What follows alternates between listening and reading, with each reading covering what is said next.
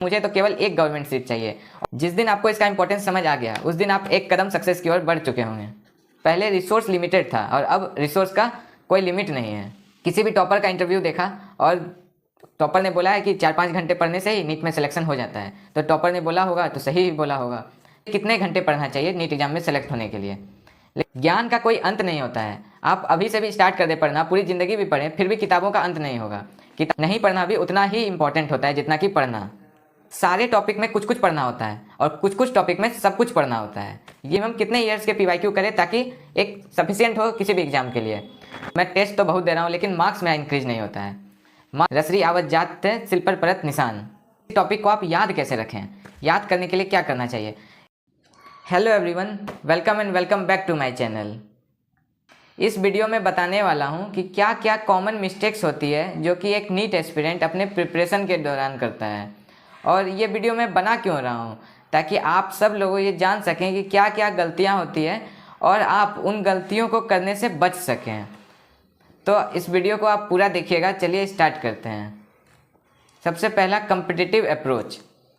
आपको अपने अंदर एक कम्पिटिटिव अप्रोच लाना होगा। आपको ये समझना होगा कि आप किसी स्कूल कॉलेज के एग्ज़ाम की तैयारी नहीं कर रहे हैं, बल्कि ऑल इंडिया लेवल पे होने वाले बड़े से एग्ज़ाम, नीट एग्ज़ाम की तैयारी कर रहे हैं, जिसको क्लियर करके आप डॉक्टर बनने वाले हैं, अपने सपने को पूरा करने वाले हैं। आपका कंपटीशन लाखों स्टूडेंट्स से हैं। आपने पिछले साल देखा ही होगा 20 से 21 लाख स्टूडेंट्स ने एग्ज़ाम दिया था। अब कई लोग ये डाटा सुन के डीमोटिवेट होंगे, लेकिन आपको इसे पॉजिटिव वे में लेना है कि इन लाखों स्टूडेंट में से मुझे तो केवल एक गवर्नमेंट सीट चाहिए, और आप उस गवर्नमेंट सीट के लिए फ़ाइट कीजिए कि मुझे सिर्फ एक सीट अपना बनाना है लाखों स्टूडेंट में से। मतलब ऐसा नहीं सोचना है कि मुझे AIR 1 ही लाना है अभी से, वरना बाद में बहुत डीमोटिवेशन होता है। अगर आप ला लिए तब तो एक अलग ही बात हुआ, लेकिन AIR 1 का क्या मतलब? कोई एक ही स्टूडेंट लाएंगे, लेकिन सोचेंगे तो बहुत कोई। इसीलिए आपको एक रहना चाहिए कि मन में एक माइंडसेट रहना चाहिए कि मुझे सिर्फ एक गवर्नमेंट सीट चाहिए, मुझे डॉक्टर बनना है। AIR 1 के पीछे नहीं भागना है, बल्कि अपने डॉक्टर बनने के सपने के पीछे भागना है, एक गवर्नमेंट सीट के पीछे भागना है। दूसरा, मल्टीपल रिसोर्स। बहुत सारे रिसोर्स के पीछे मत भागो, बल्कि सिंगल रिसोर्स को मल्टीपल टाइम यूटिलाइज करो। ये आपको ज़्यादा बेनिफिशियल होगा और आपको इसका इंपॉर्टेंस समझ आएगा। आज ना आए बट कभी ना कभी ज़रूर आएगा। जिस दिन आपको इसका इंपॉर्टेंस समझ आ गया उस दिन आप एक कदम सक्सेस की ओर बढ़ चुके होंगे। पहले सिलेक्शन इतना ज़्यादा क्यों नहीं होता था? पहले और अभी में क्या अंतर ऐसा हो गया कि अब ज़्यादा सिलेक्शन होता है, कट ऑफ हाई जाता है। पहले क्या था, रिसोर्स लिमिटेड हुआ करता था। किसी को डॉक्टर बनना है तो मतलब उसका तो एक फिक्स था, डॉक्टर मतलब कोटा। जो कोटा जाएगा वही डॉक्टर की तैयारी करेगा, वही नीट एग्ज़ाम निकाल सकता है। लेकिन अभी ऐसा नहीं है। अभी है कि आप अपने जहाँ पे हैं वहाँ पे भी रह के पढ़ के एग्ज़ाम निकाल सकते हैं। पहले रिसोर्स लिमिटेड था और अब रिसोर्स का कोई लिमिट नहीं है। अब रिसोर्स अनलिमिटेड है, सब जगह फ्रीली अवेलेबल भी है। बात यहाँ आता है रिसोर्स को यूटिलाइज करने का।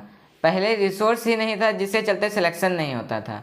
अब रिसोर्स को जो प्रॉपर यूटिलाइज करते हैं सिलेक्शन उनका होता है।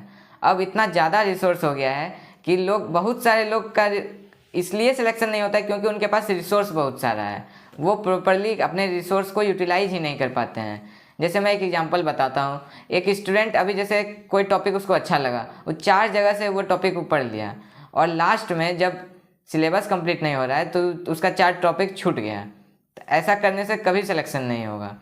आपको अपना एक रिसोर्स फिक्स करना है, एक प्रॉपर शेड्यूल के साथ, एक प्रॉपर सेल्फ डिसिप्लिन के साथ आपको उसको फॉलो करना है। कॉपिंग द टॉपर, ये बहुत कॉमन होता है। किसी भी टॉपर का इंटरव्यू देखा और टॉपर ने बोला है कि 4-5 घंटे पढ़ने से ही नीट में सिलेक्शन हो जाता है, तो टॉपर ने बोला होगा तो सही ही बोला होगा। तो आपको लगता है कि हम भी 4-5 घंटे पढ़ेंगे तो हमारा भी सिलेक्शन हो जाएगा, बट ऐसा नहीं होता है। आपको ये समझना होगा कि हर इंसान अलग होता है। हर इंसान का पढ़ने का कैपेसिटी अलग होता है, समझने का कैपेसिटी अलग होता है। जो टॉपर है वो किसी टॉपिक को 1-2 बार भी पढ़ता है तो उसके दिमाग में वो टॉपिक बैठ जाता है, बट सभी लोग ऐसा नहीं होते हैं। मैं खुद बताऊं तो मैं किसी एक आसान टॉपिक की बात नहीं बोल रहा, एक एवरेज टॉपिक की बात बोल रहा हूँ। मिनिमम 3 से 4 बार उसका पढ़ने के बाद रिवीजन करना पड़ता है, तब वो टॉपिक बैठता है दिमाग में, किसी भी एक नॉर्मल इंसान को। और जो टॉपर बोलते हैं कि मैं 4-5 घंटे ही पढ़ता था, ऐसा नहीं कि वो झूठ बोल रहे हैं या गलत बोल रहे हैं, वो अपने अकॉर्डिंग वो चीज़ बता रहे हैं। लेकिन वो जो चीज़ बता रहे हैं वो सेम चीज़ सभी पे फॉलो नहीं होता है। सबका अपना अलग अलग होता है, पढ़ने का तरीका, समझने का तरीका, सबका माइंड का कैपेसिटी अलग अलग होता है। ये तो सभी लोग पूछते हैं, सबके दिमाग में ये आता ही है कि मुझे कितने घंटे पढ़ना चाहिए नीट एग्ज़ाम में सेलेक्ट होने के लिए। लेकिन मैं सच बताऊं तो ये आपको कोई नहीं बता सकता है। ये आपको खुद अपने आप को पता करना होगा कि आपको किसी टॉपिक को पढ़ने में, समझने में, रिटेन करके दिमाग में रखने में कितना समय लगता है। ये कोई बाहरी, कोई तीसरा व्यक्ति कभी नहीं बता सकता है। ये आपको खुद ही समझना पड़ेगा, क्योंकि आप किसी टॉपिक को कितना जल्दी सीखते हैं, कितना जल्दी ग्रैब करते हैं, ये आप पे डिपेंड करता है। कोई और कैसे बता सकता है कि आप किसी टॉपिक को कितना जल्दी सीख जाइएगा। Next, studying irrelevant thing. ज्ञान का कोई अंत नहीं होता है।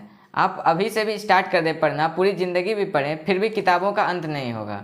किताबें इतने ज़्यादा है कि आप कभी भी पूरा कभी नहीं पढ़ सकते। सबसे इम्पॉर्टेंट क्या होता है कि आप कभी भी किसी भी एग्ज़ाम की तैयारी करते हैं तो उसका आपको एक बाउंड्री, आउटलाइन बनाना पड़ता है कि क्या इसका सिलेबस है, क्या इसके अंदर पढ़ना है और क्या नहीं पढ़ना है। नहीं पढ़ना भी उतना ही इम्पॉर्टेंट होता है जितना कि पढ़ना।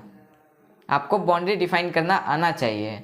मैं आपको बता रहा हूँ, ये मैंने खुद देखा है कि बहुत सारे स्टूडेंट पढ़ते हैं, इतना ज़्यादा मतलब पढ़ाई करते हैं कि वो नीट का क्या, MBBS का आधा से ज़्यादा सिलेबस फर्स्ट ईयर का नीट में ही तैयारी में पढ़ लेते हैं।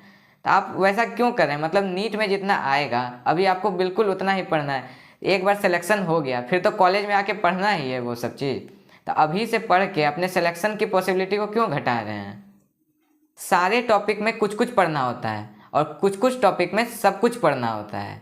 ये बहुत इम्पॉर्टेंट होता है। और आपको ये कैसे पता चलेगा? आप ये PYQ से पता कर सकते हैं, PYQ को एनालाइज करके। Not understanding the importance of PYQ। PYQ मैं क्या बोलूँ, सबसे ज़्यादा इम्पोर्टेंट होता है PYQ। PYQ एक किसी भी एग्ज़ाम का एक आईना होता है। आपको वो बताता है, आपको वो दिखाता है कि वो एग्ज़ाम क्या है, वो एग्ज़ाम में कैसे क्वेश्चन पूछे जाते हैं। वो एग्ज़ाम का एक पूरा मतलब ब्रीफ समरी की तरह होता है। आप PYQ को कभी भी इग्नोर नहीं करना चाहिए। PYQ को सॉल्व करना मोस्ट इम्पॉर्टेंट है। इससे आपको एग्ज़ाम का पैटर्न पता चलता है कि किस टाइप के क्वेश्चन आते हैं। आपको इसका इम्पॉर्टेंट टॉपिक पता चलता है, इम्पॉर्टेंट क्वेश्चन का पता चलता है कि किस तरह के क्वेश्चन फ्रीक्वेंटली पूछे जा रहे हैं एग्ज़ाम में। अभी ट्रेंडिंग में क्या चल रहा है, किस टाइप का ट्रेंड चल रहा है एग्ज़ाम में क्वेश्चन का। PYQ को आपको कभी भी इग्नोर नहीं करना चाहिए। किसी भी चैप्टर में PYQ को सॉल्व करना है बिल्कुल मस्ट होना चाहिए। और अपने आप आदत बना लीजिए कि किसी भी चैप्टर की PYQ को बिल्कुल नहीं स्किप करना है। हार्ड लगे तो बार बार प्रैक्टिस करना है, फिर भी PYQ को छोड़ना नहीं है। और मिनिमम कितने ईयर्स के PYQ करें ताकि एक सफिशिएंट हो किसी भी एग्ज़ाम के लिए। मैं नीट का बताता हूँ कि मिनिमम कम से कम 10 साल का PYQ आपको सॉल्व करना ही है, मस्ट है। आप ज़्यादा भी 15 साल 20 साल का भी PYQ सॉल्व कर सकते हैं, लेकिन मिनिमम 10 साल का PYQ आपको सॉल्व बिल्कुल करना ही चाहिए। Not evaluating yourself.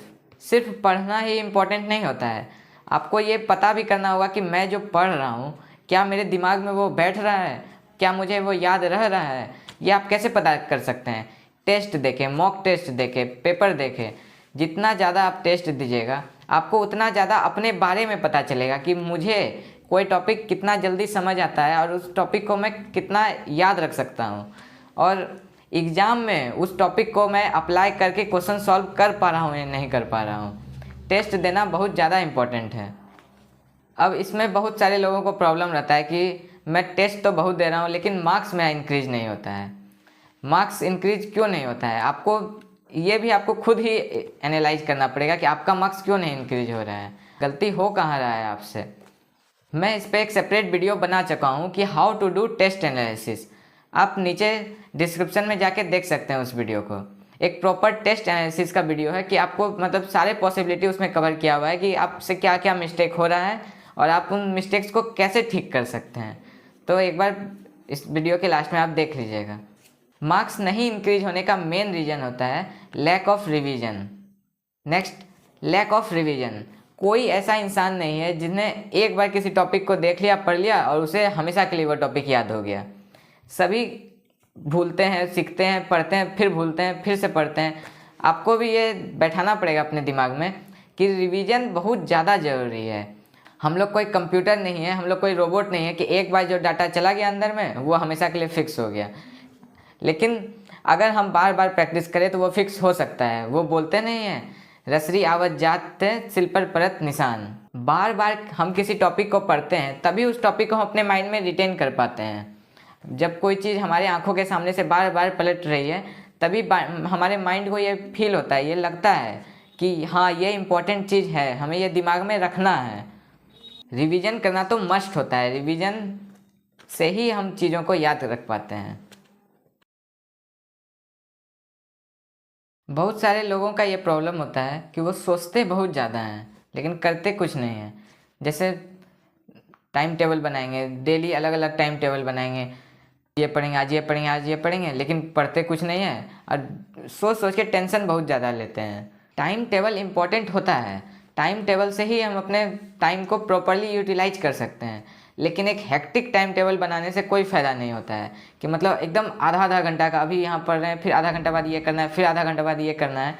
इस तरह का टाइम टेबल बना तो लेते हैं बहुत जल्दी, लेकिन फॉलो नहीं हो पाता है, ये सच्चाई है। मैंने भी स्टार्टिंग में बहुत सारे टाइम टेबल बनाया था लेकिन वो कभी फॉलो नहीं हो पाता है। एग्ज़ाम के बारे में इतना ज़्यादा सोचते हैं कि सही से अपना हेल्थ का भी प्रॉपर ध्यान नहीं देते हैं, नींद भी अपना पूरा नहीं करते हैं। मैं आपको बताता हूँ कि किसी भी चीज़ को याद करने के लिए ऐसा नहीं है कि हम सिर्फ दिन रात पढ़ते ही रहे तो ही हमें वो चीज़ याद रहेगा।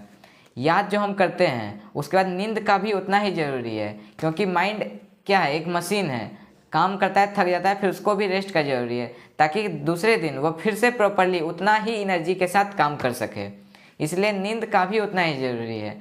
बहुत लोग एग्ज़ाम का इतना ज़्यादा टेंशन ले लेते हैं कि मात्र 3-4 घंटा ही सोते हैं, लेकिन मिनिमम 6 से 7 घंटा, मिनिमम 6 से 7 घंटा बता रहा हूँ, आपको नींद लेना ही चाहिए। हेल्दी माइंड के लिए आपको 6 से 7 घंटा सोना ही चाहिए ताकि दूसरे दिन जो आप टॉपिक पढ़े आपको वो अच्छे से माइंड में सेट हो जाए। और एक एक्स्ट्रा चीज़ मैं अपनी तरफ से बता रहा हूँ, किसी टॉपिक को आप याद कैसे रखें, याद करने के लिए क्या करना चाहिए। जब भी आप किसी भी टॉपिक को पढ़ें, फिजिक्स, केमिस्ट्री, बायो, कभी भी किसी भी टॉपिक को, तो उसको अपने आप से रिलेट करके देखें, अपने लाइफ से रिलेट करके देखें, अपने अगल बगल से, अपने दोस्त, अपने परिवार, अपने स्कूल, कॉलेज, आपके लाइफ में आज तक कभी भी कुछ भी हुआ हो उस चीज़ से उसको टॉपिक को रिलेट करने की कोशिश करें। जैसे कोई अजीब सा नाम आप सुने, आपको याद नहीं हो रहा है, तो मतलब अपने माइंड में आप सोच लीजिए कि हम अपने एक दोस्त को उसी नाम से बोलेंगे।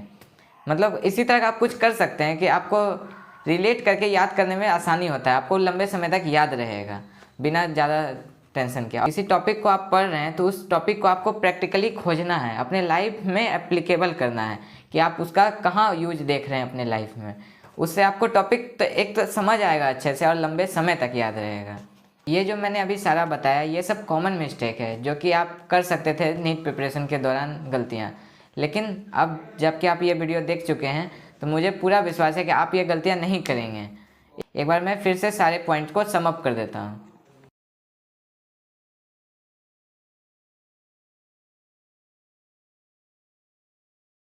आपने इस वीडियो से कुछ भी सीखा तो आप इस वीडियो को लाइक करें एंड चैनल को सब्सक्राइब करें। Thanks for watching.